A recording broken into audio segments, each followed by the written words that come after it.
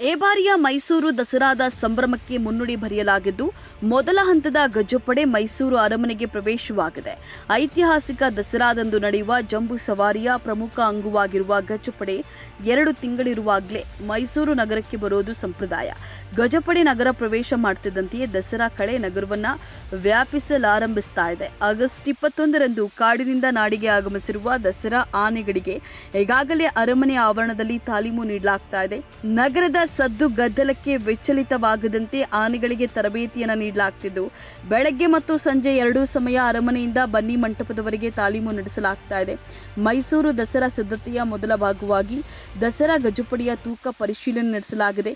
ದೇವರಾಜ ಮೊಹಲ್ಲಾದಲ್ಲಿರುವ ಸಾಯಿ ತೂಕ ಮಾಪನ ಕೇಂದ್ರದಲ್ಲಿ ಇಂದು ಕ್ಯಾಪ್ಟನ್ ಅಭಿಮನ್ಯು ನೇತೃತ್ವದಲ್ಲಿ ಕಾಡಿನಿಂದ ನಾಡಿಗೆ ಬಂದಿರುವ ಆನೆಗಳ ತೂಕ ಮಾಪನ ಮಾಡಲಾಗಿದೆ.